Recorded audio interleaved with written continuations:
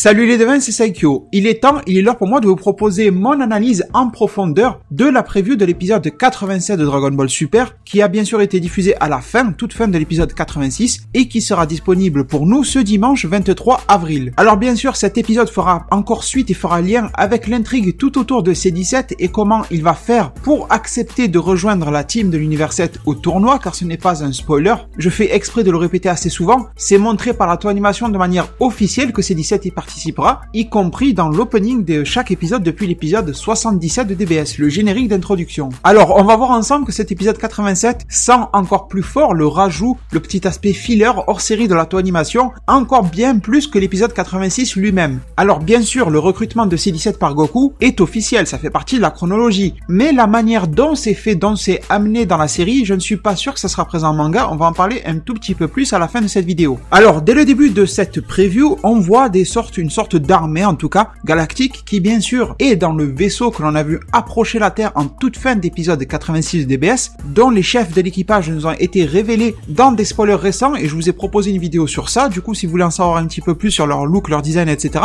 je vous mets bien sûr le lien en description. Et ces soldats-là, des braconniers galactiques, comme ils sont appelés, me font penser en quelque sorte, de loin, en plus je viens de revoir le film il y a pas très longtemps, à l'armée de Slug, entre guillemets le Super Namek. Des combattants qui n'ont pas l'air d'avoir peur d'affronter Goku et C17, en même temps c'est normal étant donné qu'ils ne les connaissent pas, donc ils se disent d'où sortent ces pauvres cons et on va leur botter les fesses. On voit sur l'image bien sûr que déjà un garde est au sol, donc je dirais qu'il y a fort à parier que Goku et C17 ont infiltré le vaisseau bien en se téléportant, et étant donné que Goku a besoin de détecter du ki pour se téléporter, il a peut-être fait en sorte de capter quelqu'un qui était seul dans le vaisseau, ce qui serait pas bête, pour y aller un petit peu de manière infiltration, voir ce qu'il se trame. Et sûrement que le premier contact a été très mauvais, et on voit que déjà un garde est au sol et a été mis KO. Sûrement ce qui a dû alerter d'autres qui arrivent et qui s'en prennent maintenant à Goku, et on voit que C17 s'est téléporté. Probablement, je dirais, surtout d'après les éléments suivants dans la preview, pour aller chercher le chef du vaisseau tout seul. Sachant que ce vaisseau-là a l'air constitué de petites frappes, donc ils n'ont pas besoin d'être vraiment unis, C17 et Goku, pour leur faire face. C'est un petit peu une intrigue, pardonnez-moi le terme, mais bidon, histoire de faire en sorte que Goku et C17 puissent coopérer le temps d'un épisode. Le temps d'un instant, on voit quelques guerriers armés de fusils, vraiment très rapidement. Leur design a l'air plus fin. Bon, c'est vrai que les bras sont un petit peu musclés, il y a quand même des traits.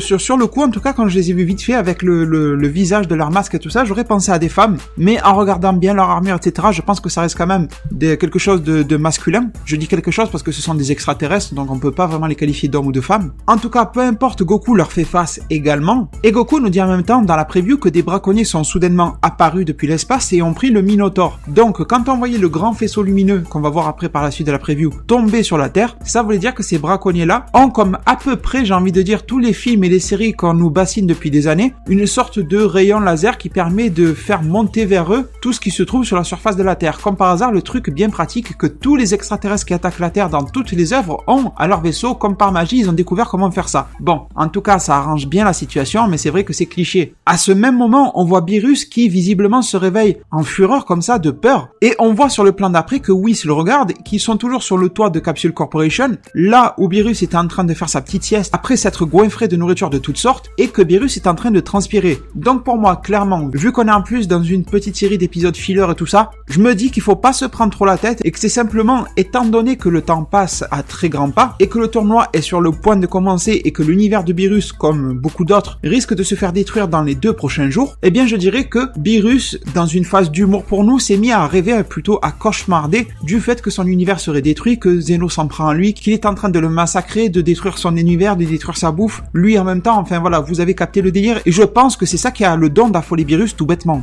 On a ensuite un plan sur Vegeta qui malheureusement ne nous laisse pas comprendre grand chose, mis à part que Vegeta a l'air un petit peu agacé par quelque chose. Ça a l'air d'être un tout petit peu plus important qu'une intrigue à la con, comme quoi Yamcha aurait porté le bébé bras. Ça aurait possiblement un lien avec le fait que Goku est parti à ses petites aventures tout seul, se battre contre C17, sachant que Goku s'est transformé, donc forcément Vegeta l'a senti. Possiblement qu'on en arrive à la fin aussi de l'intrigue autour du fait que Vegeta est obligé de rester collé à Bulma, du moins jusqu'à ce qu'elle accouche. J'imaginerais bien maintenant Bulma devenir un petit peu trop casse-pied pour Vegeta, du style maintenant que la petite est née, bah tu vas quand même rester près de moi pour m'aider, pour... Bon, ce qui est logique, hein, je dis pas qu'elle est casse-pied, ce qui est tout à fait logique d'être auprès de sa femme quand le bébé vient de naître, c'est pas dès que le bébé est né, allez ciao je me casse, c'est pas ça. Mais c'est juste du sens où elle n'est pas au courant du tournoi, et Vegeta, bon lui il est au courant du tournoi, mais pas vraiment des enjeux, il se doute que quelque chose se trame, mais bon voilà, voilà, rien de particulier. Mais en tout cas, je pense que Vegeta, il a vraiment envie d'y aller. Surtout que maintenant, il sait qu'il y a un gars, Toppo, qui a su rivaliser avec Goku et Seiji Blue. Et Goku a dit de sa propre bouche qu'il n'était pas sûr de pouvoir en venir à bout dans sa forme Blue.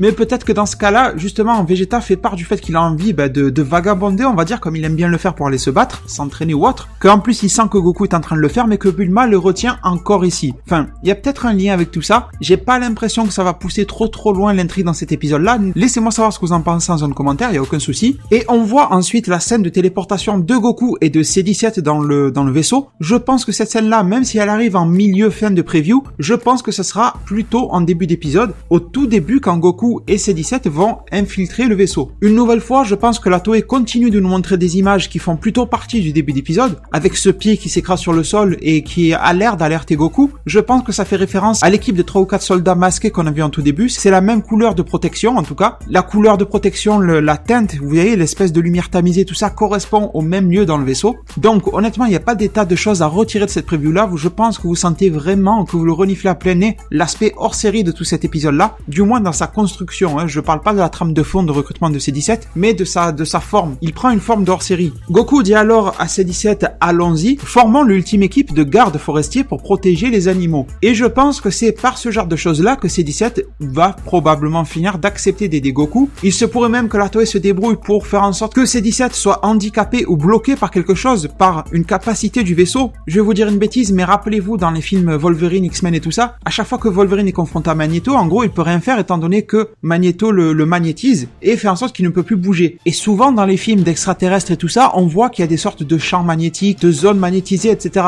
Concrètement, que pourrait faire C-17 face à un énorme champ magnétique en sachant qu'il est un cyborg? Eh bien, honnêtement, ça peut causer des problèmes, même si les adversaires en soi sont pas très forts, mais si le vaisseau a cette capacité-là, ça peut poser problème. Je pars sûrement trop loin, mais étant donné que la preview ne dit pas grand-chose, j'en profite pour faire un petit peu part de mes folies, on va dire. Et je vous explique, si je vous dis tout ça, c'est pas parce que j'ai spécialement envie de voir C-17 se faire coller contre un champ magnétique et ne plus rien faire. C'est pas ça. C'est juste que cette intrigue-là a l'air de servir d'outil pour que C-17 accepte de rejoindre Goku. Et si C-17 arrive à résoudre le problème tout seul, eh bien au final, il ne doit rien à Goku. Si Goku est juste une assistance, mais que C-17 aurait pu le faire lui-même, ça changeait rien, mis à part se téléporter dans le vaisseau, certes, mais sinon il lui suffisait de voler ou quoi que ce soit et c'était bon. Ben je pense qu'il faudra donner du coup une sorte de mise en avant de Goku pour qu'on comprenne que Goku a aidé C-17 et que C-17 lui doit une sorte de fière chandelle concernant le sauvetage du Minotaur et des animaux et que probablement suite à cela, C-17 va décider de collaborer avec Goku pour le tournoi du pouvoir, surtout que les deux vont combattre ensemble et que C-17 y prendra un certain plaisir et verra que leur coopération fonctionne super bien. Mais justement, comme ces gars-là ont pas l'air super forts, les fameux braconniers galactiques, je me demande qu'est-ce qui pourrait mettre à l'écart C-17. C'est pour ça que j'essaie de trouver des petites failles, voilà, ce champ magnétique, etc., étant donné qu'il a une base cybernétique. Bon, sinon, si je reviens sur l'image, on voit une sorte de tête d'alien qui, je vous avoue, est plutôt cool à voir du comme ça, là, on voit un gros plan sur l'œil, un peu dans les vibes de Cell et tout ça, de Freezer, on va dire. Sûrement que c'est celui-là qui est en train de pianoter sur l'écran, là, qu'on a vu juste avant, et qui active l'espèce de champ magnétique, ou je ne sais pas trop comment on appelle ça, de lévitation, là, pour absorber tout ce qui se trouve sur la Terre, et en particulier le fameux Minotaur. Pendant que l'on voit Goku et C-17 observer ce qui se passe, cette capture des animaux, Goku nous dit, on poursuivra ces braconniers à travers l'univers pour amener le Minotaur. Je pense pas vraiment que l'intrigue va voyager à travers tout l'univers, je pense que c'est plus une façon de dire. Un peu comme quand quelqu'un de très romantique va sortir à une fille, ah, je te décrocherai la lune, vous voyez, c'est le même délire, il va pas décrocher la lune, voilà. Et sur ce plan-là, donc, on voit Goku et C-17 qui ne sont pas du tout dans le vaisseau, on voit le ciel assombri, tout ça, donc forcément, ça se passe en tout début d'épisode, les deux sont en train de parler et tout ça, sûrement de finir leur soirée ou quelque chose comme ça, et la zone forestière de C-17 qu'ils protègent en tout cas, est en train de se faire attaquer et de se faire dérober tous ces animaux. On voit tous les animaux qui sont en train de voler, et suite à ça, on comprend alors que Goku va se téléporter aux côtés de C-17 dans le vaisseau. Il n'y a rien de très compliqué à comprendre de l'épisode, honnêtement. On voit ensuite le face-à-face entre C-17 et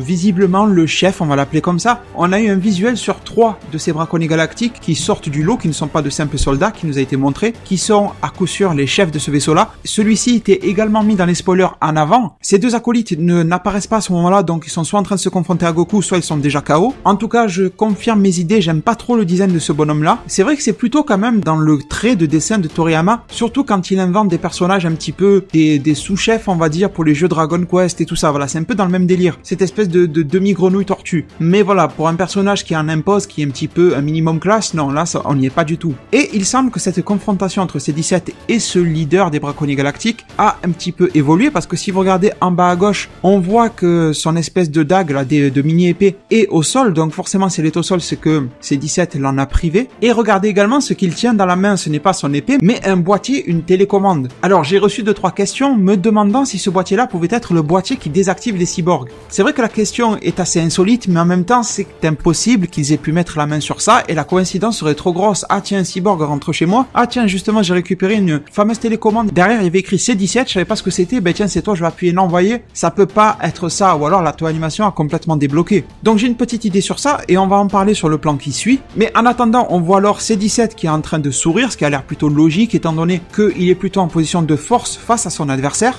Et je pense que justement, son adversaire est en train de le menacer, et c'est pour ça qu'il est en train de sourire, parce qu'il sait qu'il ne craint rien de ces menaces-là. On nous montre ensuite un plan dans lequel le titre, bien sûr, de l'épisode est affiché. Chassons les braconniers. Goku et numéro 17 unissent leurs forces. La prochaine fois dans Dragon Ball Super. Et après avoir vu quelques plans sur les plaines et tout ça, on voit le vaisseau avec d'énormes faisceaux lumineux qui sortent, qui s'en dégagent, vraiment ça émane. On sent que le truc est sur le point d'exploser. Et là, je me suis fait une petite réflexion. Je me suis dit que la animation essaye un petit peu de nous piéger en nous montrant juste avant Goku qui est en train de se transformer. Je pense que c'est un tout petit peu plus compliqué que ça. Légèrement plus. Honnêtement, je suis parti sur 2 idées en voyant ça, et j'aurais tendance à mettre de côté celle selon laquelle ça serait Goku qui est en train de se transformer en SSJ Blue, histoire de faire péter le vaisseau. C'est vrai qu'à première vue, ça y ressemble, hein, je peux pas dire le contraire. Après, quand on regarde la lumière bleue qui s'en dégage, c'est pas vraiment ça non plus. Regardez que le bleu n'est pas vraiment dans la même teinte que celle du SSJ Blue, il faut le dire. Donc pour moi, il y aurait 2 solutions qui sont très très proches l'une de l'autre. La première, ce serait soit que le gros leader, désolé pour le mot gros, c'est pas pour parler en mal, c'est juste pour donner un signe de reconnaissance, des braconniers galactiques, tient dans sa main une télécommande. Cette télécommande-là devrait normalement servir de menace auprès de C17, et je pense que c'est une menace de faire sauter le vaisseau. Menace à laquelle C17 devrait rire. Et c'est pour ça que j'en dégage 2 solutions. Soit le leader fait tout péter, tout bêtement, et le vaisseau explose, soit c'est C17 lui-même qui le fait péter, en lui disant que sa menace lui fait pas peur, regarde, il augmente un petit peu son niveau de ki, et bim, tout explose. Et la couleur pourrait correspondre plus ou moins à celle de l'émanation de ki de C17. Et bien sûr, derrière, on voit que le vaisseau explose. Donc bien sûr, ça va très mal se passer pour ces braconniers, et on le sait déjà. Et voilà, la petite question vis-à-vis de ça, c'est si le vaisseau explose, et que ce n'est pas Goku qui le fait exploser, quelle est la chandelle que devrait C17 à Goku? Vous voyez, c'est la seule chose qui me ferait penser pour le fait que Goku serait amené à faire exploser le vaisseau lui-même, et quand on regarde le plan sur lequel Goku a l'air crispé, on dirait plus, c'est subjectif en tout cas, on dirait plus qu'il a l'air étonné, qu'il ne comprend pas vraiment ce qui se passe, plutôt qu'il est en train de se transformer. Alors je sais pas, essayez s'il vous plaît d'y réfléchir avec moi et de me donner une idée, voilà. Ces derniers temps, je reçois beaucoup de jolis commentaires, en particulier en fait dans mes vidéos d'analyse de preview, je vois que beaucoup de monde remarque des choses qui ne sautent pas aux yeux au premier visionnage de la preview et tout ça. Du coup voilà, je suis très curieux de vous lire. Avant de conclure très rapidement, on va pas s'éterniser sur ça, je me demande vraiment comment le manga va tourner toute cette phase de recrutement. Est-ce que réellement on va voir Goku en train de recruter les membres, ou est-ce qu'il va y avoir une sorte de mini-ellipse de quelques heures dans le manga et la team sera déjà rassemblée, et on pourrait imaginer un système différent, c'est-à-dire que